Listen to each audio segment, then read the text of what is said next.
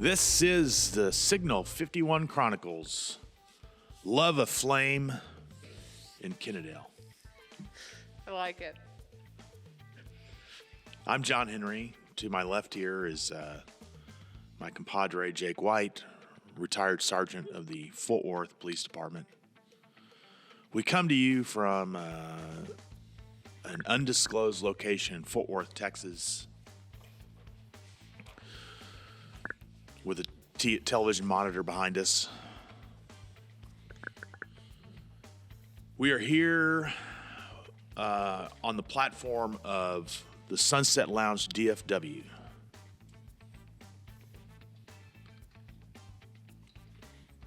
On the other side of the table here is the wonderful Ashley, our producer. Hello. I've got my mouth full. You would talk to me right as I put a chip in my mouth. I have that habit. I have a habit of doing that, catching people right in mid-bite. It's really good. There's sour cream and cheddar.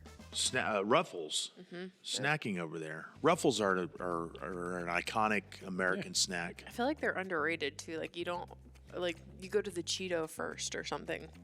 I'm a big Cheeto fan.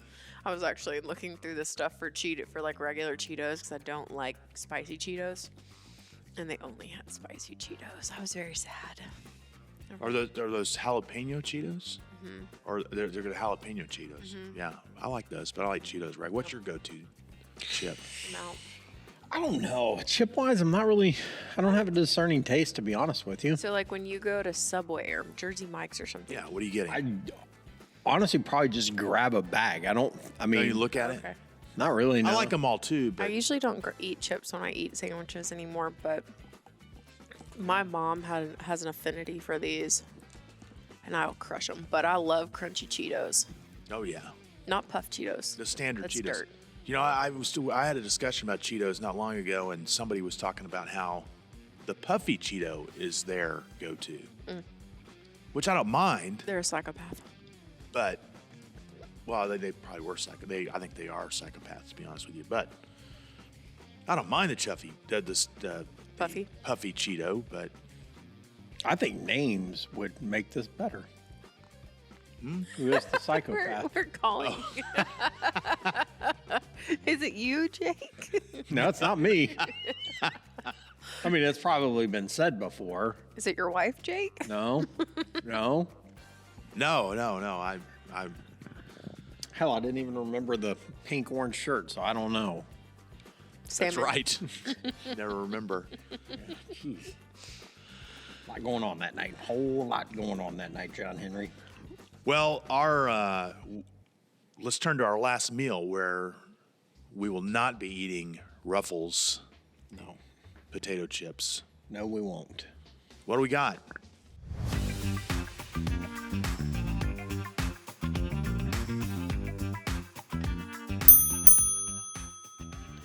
Jake, let's attend to our last meal. We're attending to the last meal. What do you have? All right. The Arizona murder case involving one Thomas Kemp. Thomas Kemp. Yep. Centered on the 1992 kidnapping and killing of the 25-year-old Tucson Community College student, Hector Juarez. On the night of July 11th, 1992, Juarez left his apartment to get food at a nearby restaurant. Kemp and an accomplice, one Jeffrey Logan, spotted him in the parking lot and abducted him at gunpoint. The pair forced Juarez to withdraw money from an ATM before driving him to a remote desert area in the Silver Bell mine town northwest of Tucson. There, Kemp shot him in the head twice. Why'd he do this? Robbery. Robbery. Yeah. All right. Needed money, as he tells Logan. After the killing, Kemp and Logan fled Arizona and committed additional crimes before Logan eventually contacted authorities and led investigators to Juarez's body. Kemp was arrested and later convicted of first-degree felony murder, kidnapping, and armed robbery, receiving a death sentence in 1993. He spent nearly 2 decades on Arizona's death row and became known for showing little remorse for the crime. Kemp was executed by lethal injection at the Arizona State Prison Complex in Florence on April 25th, 2012. So today, we're dining on Kemp's final meal. Which is? Bacon cheeseburger, fries, root beer. Root beer. Root beer. All right. And some strawberry ice cream. Some strawberry ice cream. Seems like they all have ice cream. Yeah, Many well, do, I Timothy guess. McVeigh did. Who wouldn't want to die with a little ice cream? Exactly. I guess. I mean, Exactly. And you don't really have to worry about your figure at that point. I mean, no, at that point, who cares? I mean, I might have ordered a pizza too while I was at it then. Yeah. Yeah. Yeah, that's on a lot of the list. So that's the final meal for the day. All right. Who wouldn't want a bacon cheeseburger? A bacon cheeseburger. Are they No, fully loaded? No jalapenos on it? No? Oh gosh, they have. Okay, so while y'all are grabbing them, I'm gonna look at this. So it's got mustard, Yes. pickles, Yes. onions, Check. It has everything. on there? lettuce, Check. tomato, Check. Hey, we cheese, got this. bacon. All it's missing is a little jalapeno. We got this from a nearby establishment that's pretty good. Wow. To have mayo. on I'm it. waiting for you to take the McDonald's CEO bite. Call Okay, it- did y'all see how that went viral? Yeah, now they're all doing I don't even know what you're talking about. Okay, so the McDonald's CEO took a bite of a new burger Oh, yeah, that art Product. burger or whatever. Yeah. product. and proceeded to take one bite. And you could tell that it was not a bite he enjoyed and did Oh, not no. take any more bites. Oh, no. So Burger King, A&W, and I don't remember the other one, decided that they were going to do it too. So like a couple of them actually went and cooked their own burgers and that kind of stuff. And at the end, like you see them chowing down on their burgers. They were like, so obviously we're better than McDonald's. And Loving every bite of it. Yeah. then one of them was like, obviously our meat's real. Wow. Well, I think I'd give this about for a final meal, I'm probably going to go pretty high. I mean, but this burger's an elite burger.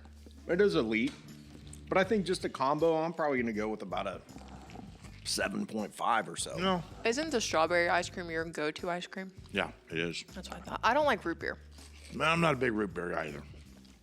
Like, root beer is not my thing. No? I think y'all should take a bite of your burger and then a bite of your ice cream and then a french fry Oh. and just see and see how much you like it like that. I don't think I've had root beer in the better part of, I don't even know the last time. 20 Oh, years? God, easy. These french fries could use some salt. Need some salt. I'm sure the attorneys say, let them salt it themselves for fear we'll get sued for a heart attack. I wonder, are we doing these guys a favor by putting them to death? I mean, it's better than us paying our taxpayer money towards it. Well, I get all that, but My whole thing is, why would you kill somebody for $200? guy, I mean, yeah, guy's good with the money. He's not resisting. It sounds like they just wanted to kill somebody. Stolen Water Media is making a move. After 2+ years, it's time to change and keep up with our growth. You can continue to view all 8 of our podcasts on our Patreon pages, but now you can get all episodes at stolenwatermedia.com. That's right, all Stolen Water Media productions, Your Dark Companion, Just Wondering with Norm Hitzkus, Al Maximo, Beer 30 Sports O'Clock, The Clubhouse Podcast, Angle Angle, Signal 51 Chronicles, and Sunset Soccer Club are all available on our website. It is a developing story, but you can begin consuming all of our content now at stolenwatermedia.com. Continue to find all audio wherever you find your favorite podcasts and some places you've never heard of. And of course, we are available on YouTube. You all continue to support us in our success. We feel and appreciate the love. As always, please rate us and leave a review wherever you follow us. Share us on social media and recommend us to your family and friends. Thank you.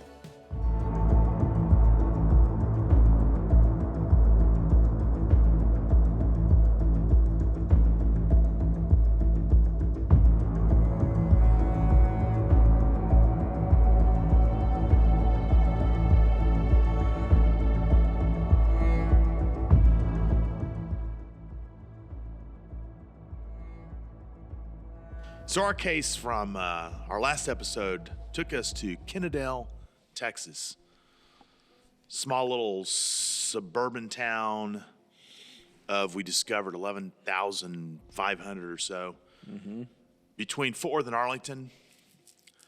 You get there on I-20 to 287.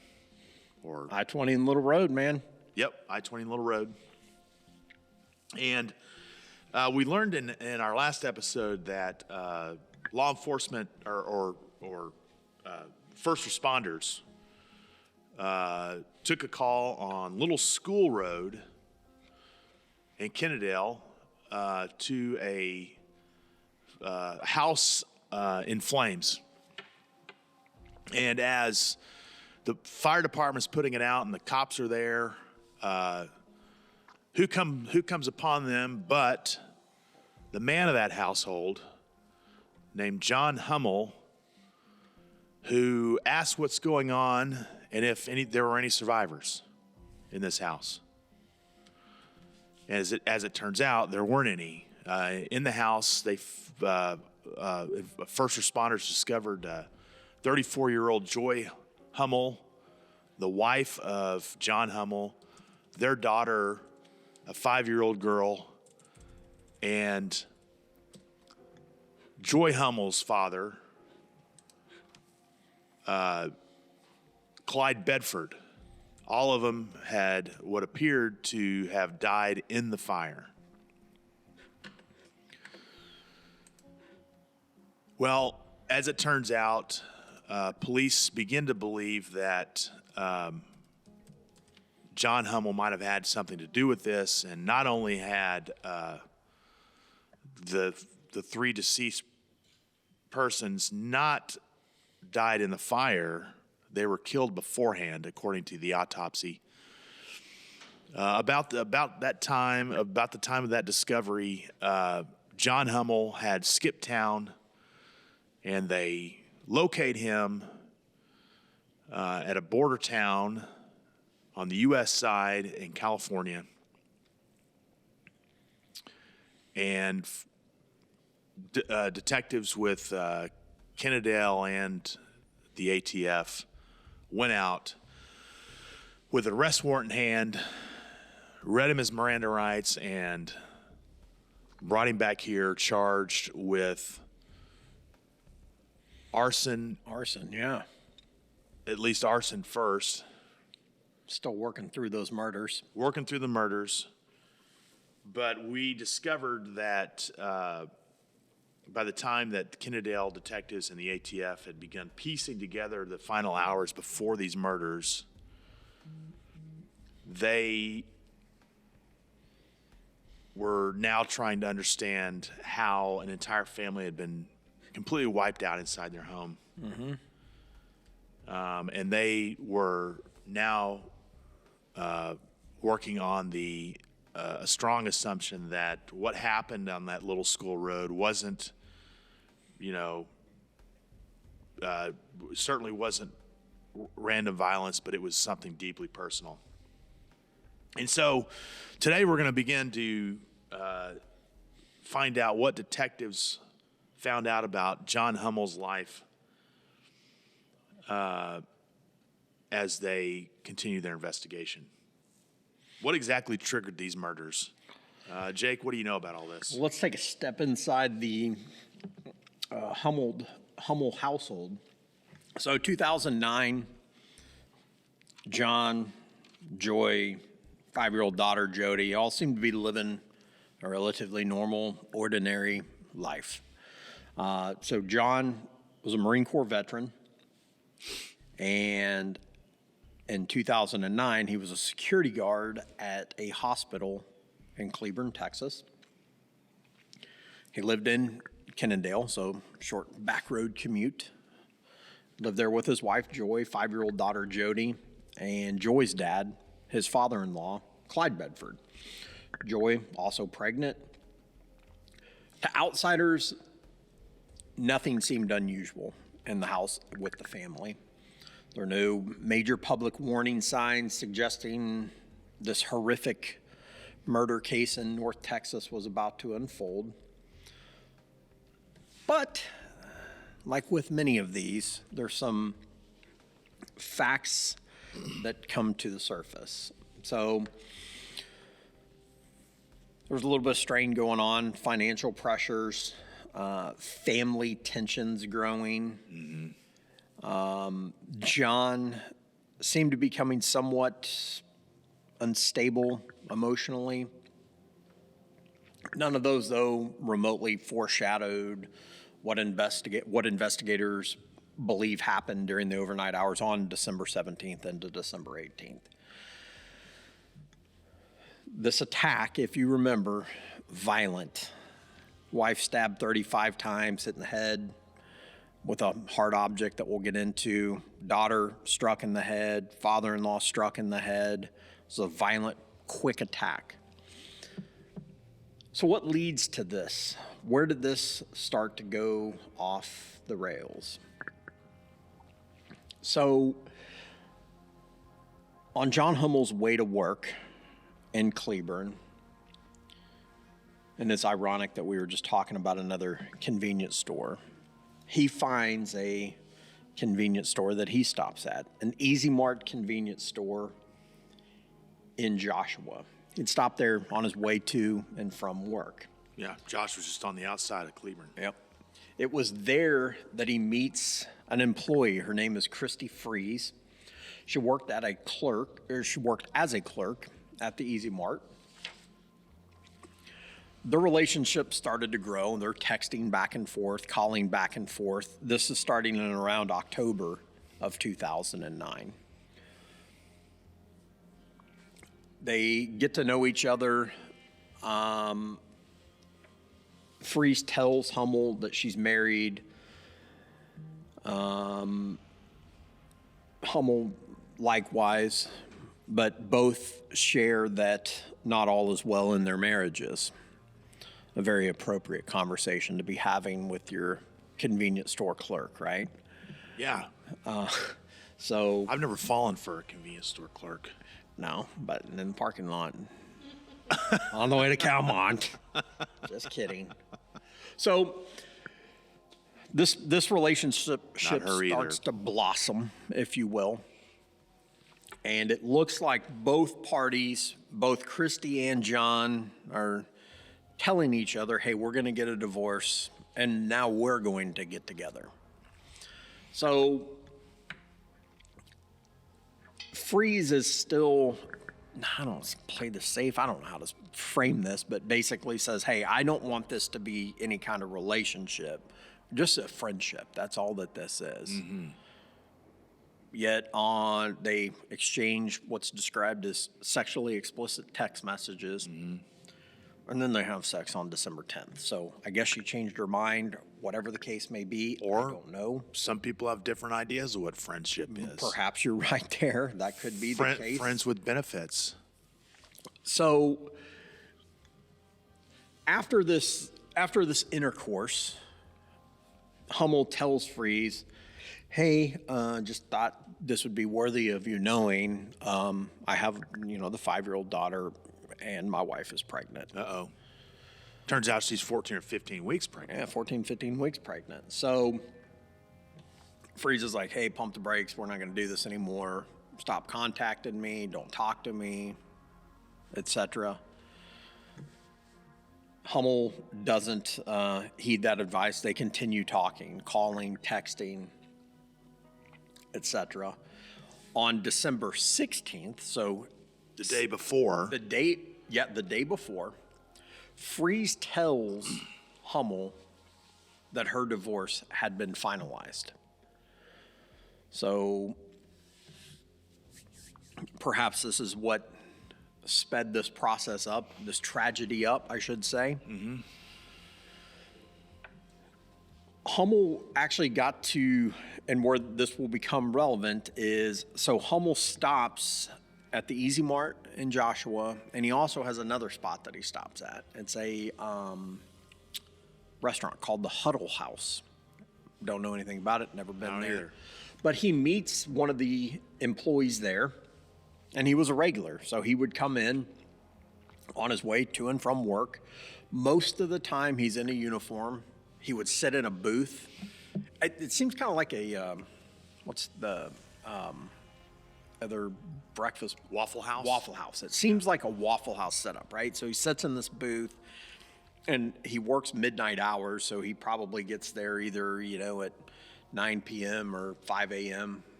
Could probably kind of an empty restaurant. And so he gets to know one of the employees there. He's talkative. He'd strike up conversations with her. So that's how he's described. So we go back to Hummel is now in custody. So he's been transferred back to, no, I'm sorry. He's still in San Diego. So you have the Texas investigators in San Diego at the San Diego County Jail interviewing Hummel. So they had spoke with him the night of, where he said, hey, I'm checking prices on my Christmas presents at 4 o'clock in the morning. Right. So this time Hummel provides both a written and a verbal confession. But in a written confession, John Hummel stated, quote, I left the house at 9 p.m. Thursday, December 17th, 2009, in my uniform. Stopped at a store to get some cigarettes off of Mansfield Highway. Went to Joshua to visit Christy.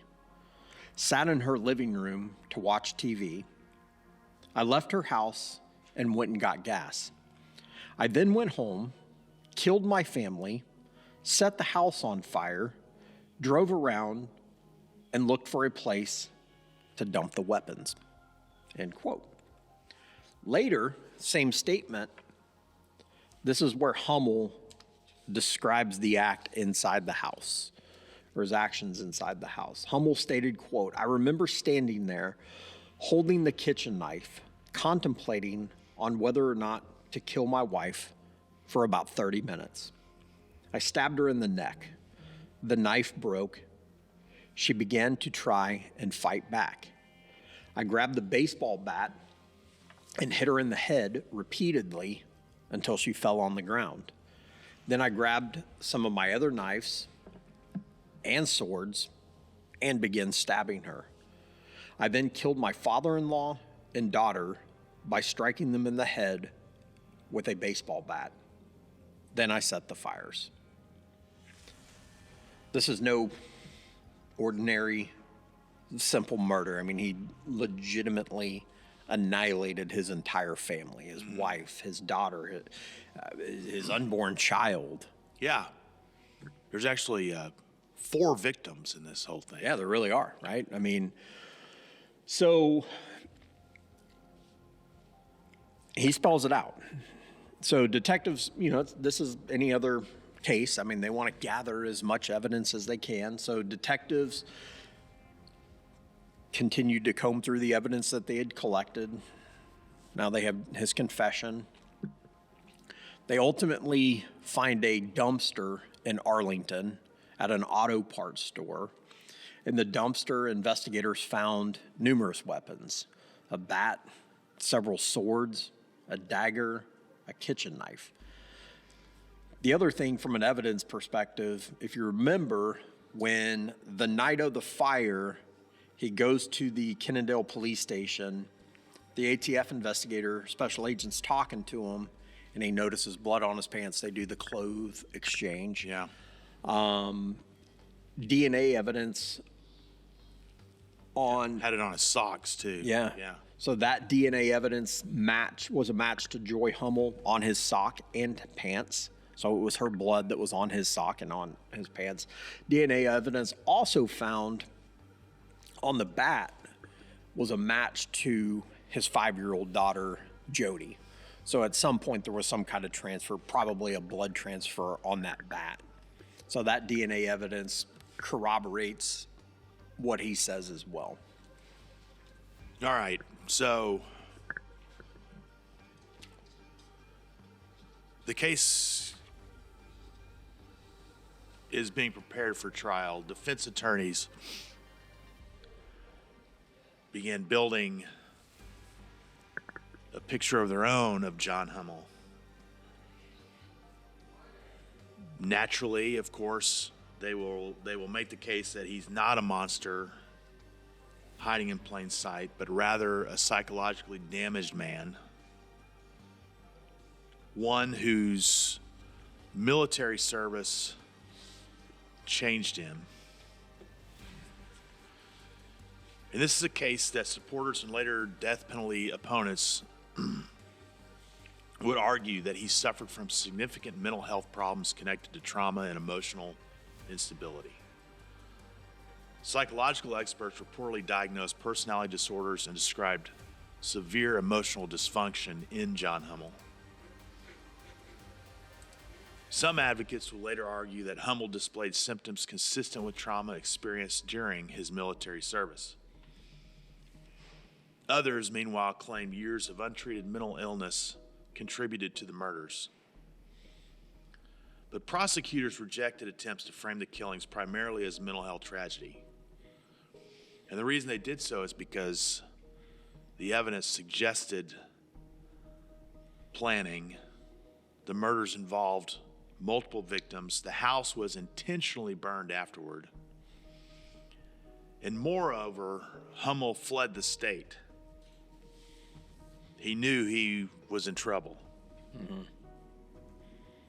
So to prosecutors, those actions showed consciousness of guilt and deliberate effort to avoid accountability. So as the case moved forward, it became one of the most serious proceedings in the American justice system, the Texas capital murder trial. So take us over there, Jake. So his capital murder trial began in Tarrant County in 2011. From the beginning, the prosecutors emphasized the brutality of the crime scene. Jurors heard evidence describing how the victims were killed inside their own home. The prosecution argued the murders were calculated and intentional. And one fact especially impacted the courtroom, and that was the fact that Joy was pregnant. You know, we talked about the 3. I mean, you know, she was 14 to 15 weeks pregnant at the time of the murder. So what makes a capital case in Texas? Well, there's a few things, and this one would certainly be I don't know. Well, you murder a police officer. Yeah, the 5-year-old in this case, right? This wasn't in the commission of another felony like a robbery or something like that. It wasn't a police officer, but you had a 5-year-old. You could also have somebody that's 65 and over, but this one would be the 5-year-old. There was also arson though too. Oh yeah. So that would be yeah. It's kind of like the one that we had in Bridgeport, actually. Yeah. Very similar. I didn't even think about put 2 and 2 together there. Yeah. I do think one thing that's changed now in Texas would be the fetus. I don't know exactly how it's written, so I don't want to go down the rabbit hole of, whatever that entails. But I think in this case, it's based off the arson. You've got the 5-year-old. There's a couple things that can. Well, now you say that, I believe the fetus is a factor in I think it is. Yeah. In a capital crime. Yeah. The state in this case is going after. They want the death penalty. Right, it's gruesome, it's brutal. It had a lot of attention, media attention back in the day, if you remember. It was pretty well covered. As testimony unfolded, prosecutors presented physical evidence, forensic findings, and details from Hummel's confession. I mean, he seemed to be an open book. You know, when he was apprehended, I mean, he spelled it out. Yeah. The defense, though, does what the defense does, and they try to humanize him. They don't want him to look like this monster who completely wiped out his entire family and tried to burn their remains. They argued Hummel was mentally disturbed, emotionally damaged, and psychologically broken long before the murders occurred. In fact, defense called upon numerous witnesses from Hummel's childhood and school. Hummel, one of the witnesses, was a special education teacher that had him for all 4 years. Hummel was described as being academically challenged. I think she said something along the lines that he was a horrible speller, but he wasn't a bad kid. He wasn't disruptive or anything of the sorts. He just had some academic challenges. Friends described Hummel as quiet. One prevailing theme that he was a gamer, video game guy, and was into Dungeons and Dragons. Mm-hmm. Did you play a little Dungeons and Dragons when you were growing up? I did not play Dungeons and Dragons when no, I don't even have the slightest idea how the game works. Do you think I have the attention span for a game like Dungeons and Dragons? I do not. Yes, you know this. You know this about me. But the emotional weight of the crime scene evidence, it was overwhelming. The defense tries. They're going to try to minimize him being a monster in essence and blame it on these other facts growing up. I mean, he did seem, some of the witnesses they called, for lack of a better term, he seemed like he was a little bit weird when he was younger. But he did. I mean, he served 4 years in the Marine Corps. I mean, there was nothing about his discharge in the Marine Corps, being under controversy or anything like that. So, I mean, getting into the military, Marines specifically, I guess, they undergo, emotional testing. Yeah, I'm sure I don't know the process, but there's got to be something. I mean, I'm looking it up here. There's questions about depression, anxiety, ADHD, substance abuse, suicidal thoughts, counseling history, medications, and psychiatric hospitalizations, review of medical records, interviews if red flags appear. So, stress tolerance, emotional regulation, impulse control, aggression, adaptability, team orientation. So at one time he was, at least given some sort of rudimentary exam about his emotional and emotional order, structure. Well, I think this is where the details come into play, though. Mm-hmm. So you remember the restaurant he goes to. Been there multiple times, many times. And the employee there described him, they would have him conversate, never described him as being abnormal.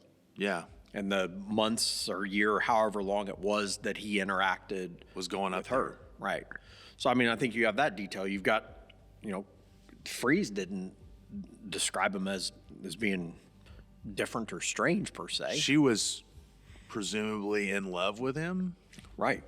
Now, of course, we know how that works sometimes. You got gals who fall in love with,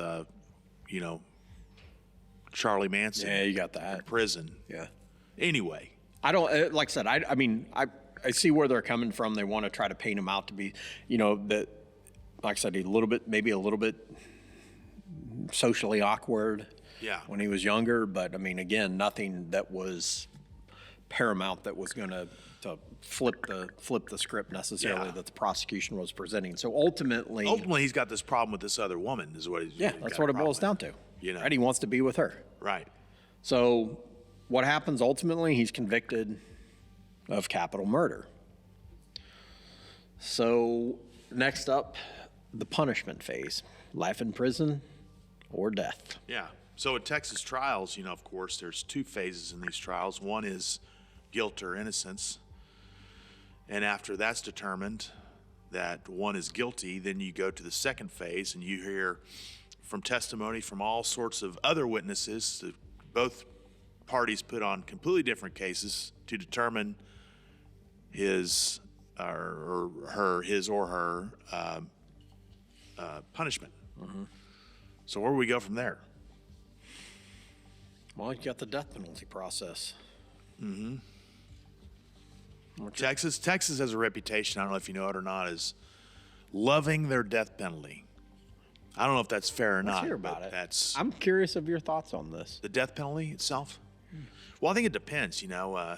We just got done with this Athena Strand case here. Yeah. And Tanner Horton was given the death penalty. So my thoughts are, I wonder if the death penalty is not a reprieve from a harsher sentence of living your life in prison amongst all the other like-minded criminal element, which sounds to me like it would be pure hell. I would think so. You would hope so. Now you and us three here are, I should say, reasonable, well-adapted people. We're not a criminal element, not a criminal set that somebody said to me this weekend, hey, they might enjoy. They might have friends in there. Charlie Manson was a guy who he was miserable outside of prison. He'd been in prison so long that the only way he could survive and knew how to live was to be incarcerated. Mm-hmm. So there's that other part of it. But to me, I think it would be hell on earth to be locked up in prison for the rest of your life. I think I think the death penalty, especially the way we do it, this nice little soft drip, the IV stuff, it's a pretty easy way to go. I'll say this. I hope that at least Mr. Horn has a very justified roommate. Well, see, here's the other thing about the death row in Texas. They have no roommates. They're confined individually in their own cells, and they get out like that stinks. They get out like 1 hour a day, and I think they're completely isolated while they're out. Lame. I was really hoping he would get put with somebody who's like. Yeah, well, so the prison system also has that reputation of treating child predators and murderers poorly. Really badly. Yeah. I mean, so there's also that part of it. He deserves the worst of the worst of the worst, even more so than like if you could make suffering happen, that person deserves it, which is probably why they gave him the death penalty. It's probably more humane for him, but at the same time, whatever, animals need to be put down. Yeah. And well, ultimately, he clearly. I know that makes me sound inhumane, but animals. Well, going back right quick, Utah brought back the firing squad last year, 2 years ago, or 5 years ago. I don't know. I can't keep up with time. I think they have a row of shooters, maybe. Yeah, they do. So no one knows exactly who kills the guy. So the others are blank? Some of them might be. I don't know. They all might be. I don't know. But no one knows who has the bullets. They better be the live wires. Actually, they better be a good aim. Yeah, that's what I'm thinking too. They're sharpshooters. I'm sure they don't got me out there. Well, sometimes they miss. Well, I know that's why I bet there's more than one who has. Oh, yeah, you're probably right. I'm kind of shocked they don't use like automated like firing, where then it's not a person that does it. It's just a press of a button. Yeah, and that's the other thing about death penalty for me is like the person who has to actually do it. I think that's inhumane as well. But Gary Gilmore put to death by the firing squad in Utah in 1970, maybe 80. The crime was in 76, and I think he was executed in 80 by a firing squad. Begged for them to call off all appeals put me in front of the firing squad. I want to die, please. And you know, the ACLU and all the other groups, he had a girlfriend, I think, was trying to help him, whatever, kept filing these appeals on his behalf, and he did not want them whatsoever. He wanted to go before the firing squad and to get it over with. Right. And so that's what I tend to think about the death penalty is it's a humane way to, it's more humane than being locked up with a bunch of animals. I'll say this. I think I'm getting really tired of all of these people who do bad things. They know they do bad things. There's a reason they did it on top of that, and then go try to plead insanity. Yeah. I have a big problem with that. Like, I'm getting very tired of seeing all these people who were not insane when they did it. They felt justified in their actions, pleading insanity or saying they're autistic or whatever it is, trying to get out of whatever it is that they've done that they knew was wrong from the beginning. Yeah, and that Tanner Horner obviously knew it was.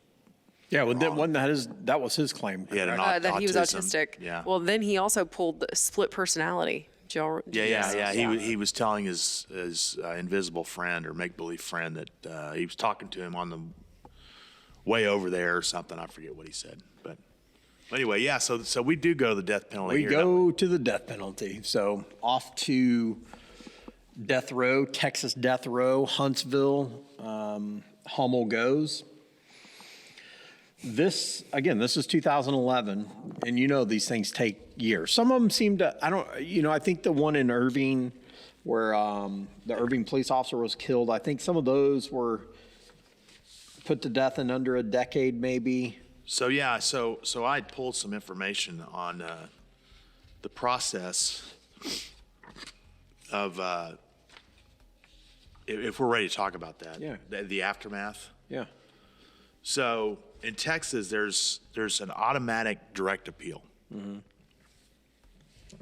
All death penalty cases typically move through these several stages, and the very first one is an automatic appeal. Mm-hmm. And of course, that automatically goes to the Texas Court of Criminal Appeals. The defendant doesn't have to request it; it just goes there, and the court reviews any trial errors. They review the jury instructions. They review the prosecutor's conduct, the judge's evidence rulings, any constitutional issues, and just simply whether the sentence complied with Texas law. Does this fit as a capital case, for example? Mm-hmm.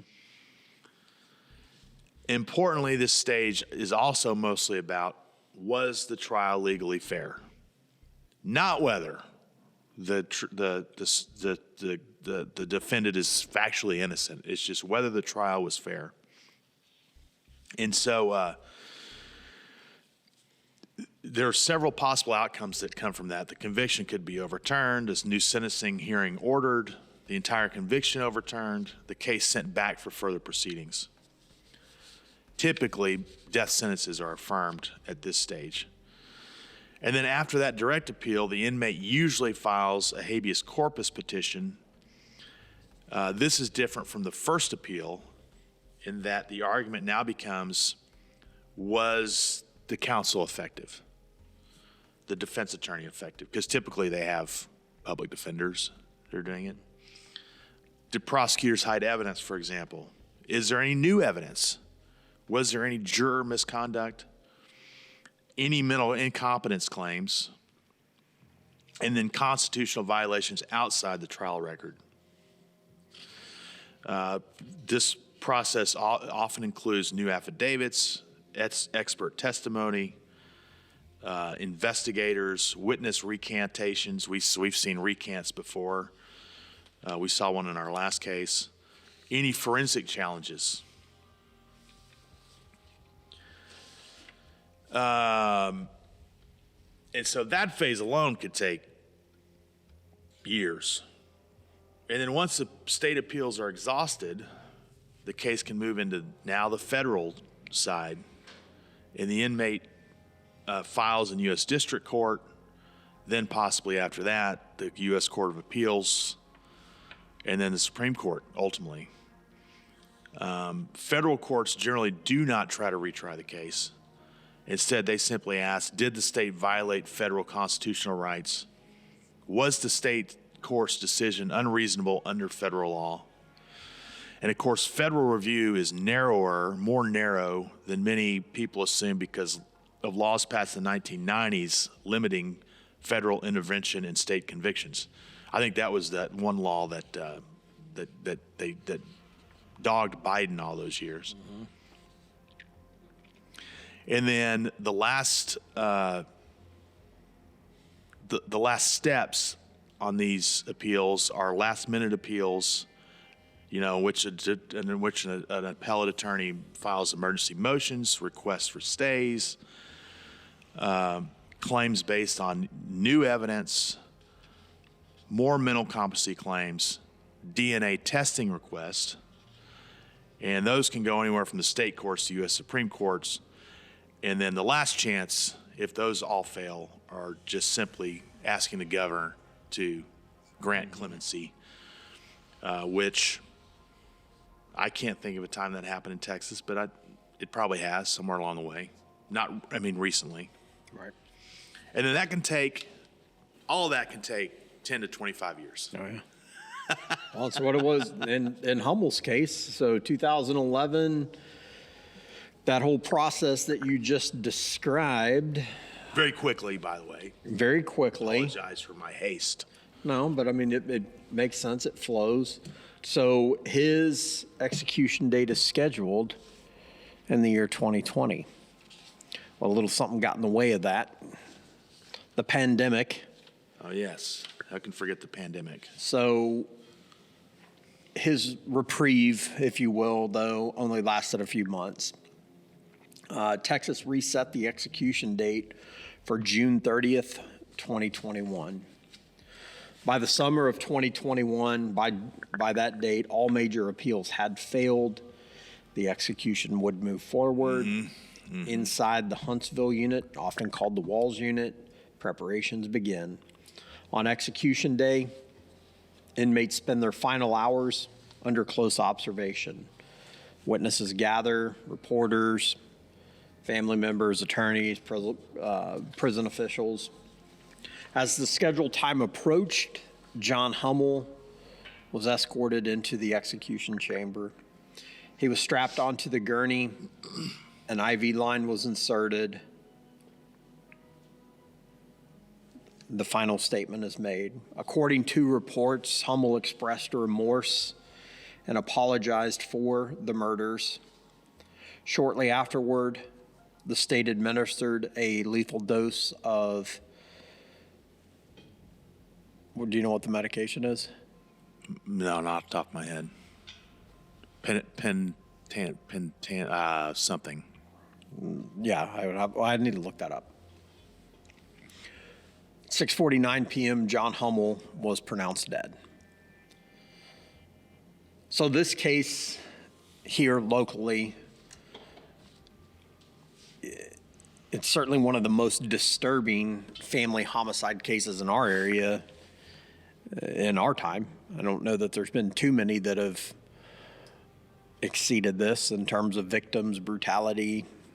One in Bridgeport got kind of close to this. Yeah, the Bridgeport one did. Very similar. Fires. Yeah. Murder and then fires. Yeah.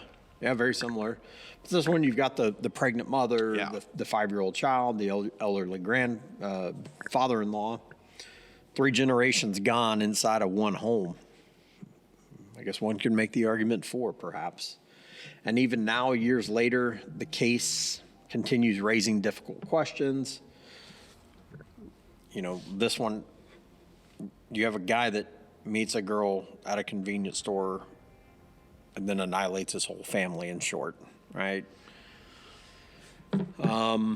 So among the people who took up this case on his behalf in the appeals process was something called the Veteran Advocacy Project.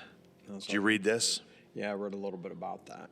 This goes back to what we were talking about as far as the death penalty. And a gentleman by the name of Art Cody, who's a retired U.S. Navy captain. At the time, he was director of criminal programs with the Veteran Advocacy Project. And at that same time, this would have been in when he wrote this piece for, I think I read this in something called The Medium. He also served on the board of advisors of death penalty action. He apparently has retired from this. I don't see any record of him still being with the Veteran Advocacy Project. But he, in essence, Art Cody, argued that mentally ill military veterans should never face execution.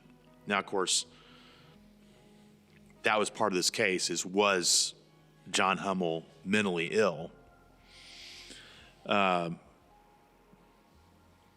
jury obviously didn't think so, but he says, Art Cody says that mentally ill military veterans should never face execution, particularly because many of their crimes are deeply connected to the trauma sustained during the service. And he focuses on two particular convicted capital murder cases, Hummel and another guy named Zane Floyd in Nevada.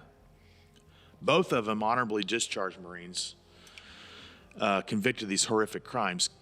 Cody does not excuse their actions, but contends society can protect itself and punish offenders through life imprisonment rather than execution. Of course they can. That's the only other option. Cody, drawing on his own experience as both a longtime military officer and civilian defense attorney for veterans, says military service, especially combat, fundamentally changes people in ways civilian juries and judges often fail to understand.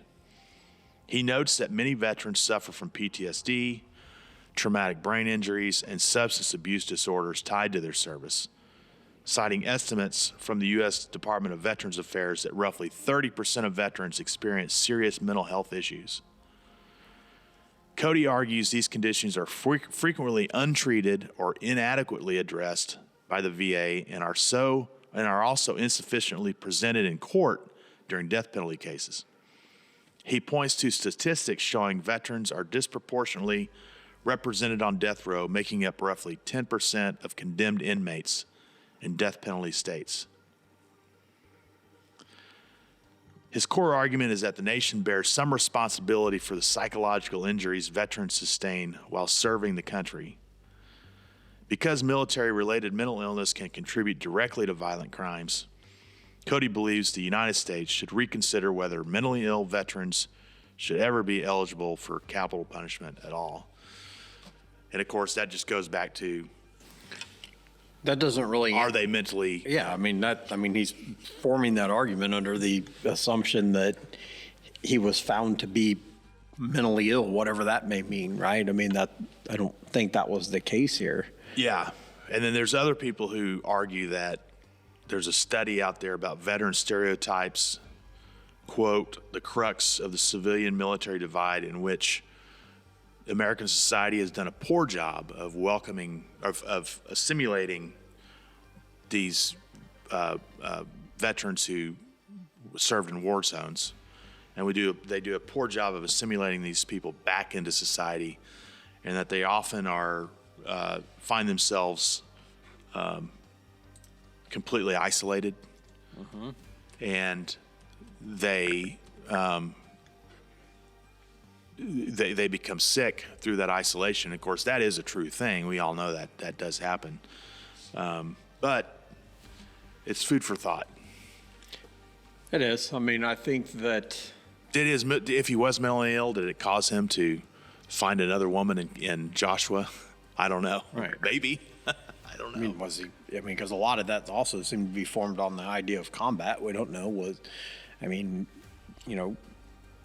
don't know. I don't know what his years of service were. Could be possible that it was, the Iraq, the beginning of the Afghanistan issues. I don't know. Yeah, he would have been in his early 20s then. Yeah, it's possible. I don't know. At the end of the day, the courts found what the courts found. That didn't seem to be. The evidence from what we know is overwhelming. Yeah. I mean, down to the details. Like I said, I mean, how did he act on a day-to-day, you know, I mean, let's call it what it is. I mean, he found another lady at the convenience store, and I guess in his mind, it was worth killing his entire family. I mean, at the end, I mean, so I don't know. And, you know, it goes back to the question of society. If he was mentally ill and he's capable of killing 4 people, Yeah. and he is a threat, and he's deemed to be a further threat to society, what is the best way to handle those people? Yeah. You're So, right. Anyway, That's a wrap. That concludes our case of the Love Aflame in Kennadale. Thank you for joining us. We'll see you next week. And do not forget to subscribe and find us on all the podcast platforms. All right. See you guys next week. Till next time.